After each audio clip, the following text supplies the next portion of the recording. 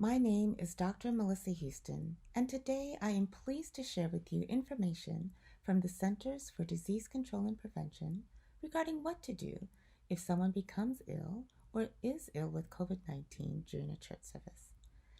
The actions that you would need to take are summarized in 5 steps. 1. Preparation.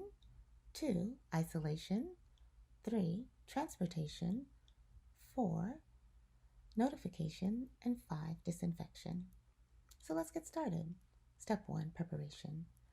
As you begin the planning process to resume in-person church services, one thing that you should consider is what would you do, or what would the processes be if someone became ill or was ill with COVID-19 during a church service. This video is designed to help you think about the issues that should be considered. Step 2. Isolation.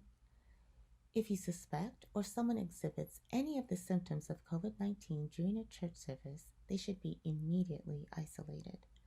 Some of the symptoms of COVID-19 include cough, shortness of breath or difficulty breathing, fever, runny nose or congestion, fatigue, muscle or body aches, new loss of taste or smell, nausea, vomiting, or diarrhea.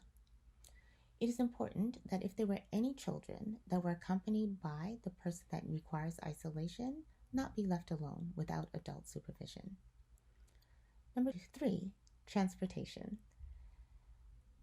It is important that there are plans and processes in place to ensure the safe and effective transportation of someone that you suspect of becoming ill or having COVID-19 during a church service, either to their home or a healthcare facility. Some questions that you would need to consider would be, what criteria will you use to determine whether a person is transported home or to a healthcare facility? And how will they be transported? Would it be in a church van, a personal vehicle, or an emergency vehicle? Step 4. Notification.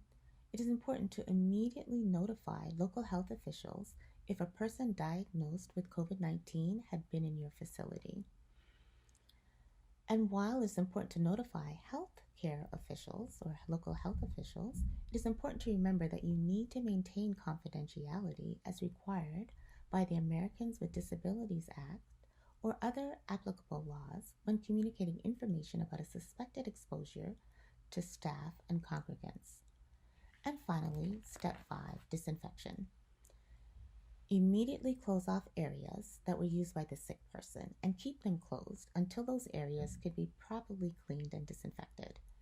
It is important that who's ever responsible for cleaning and disinfection use safe and correct application of the disinfectants.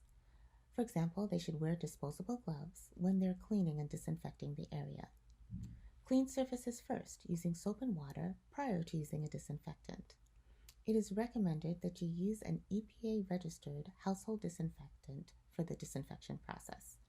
Follow the instructions on the label, as many disinfectants require keeping the surface wet for a certain period of time and making sure that good ventilation is available when using the product. More information can be found at www.cdc.gov.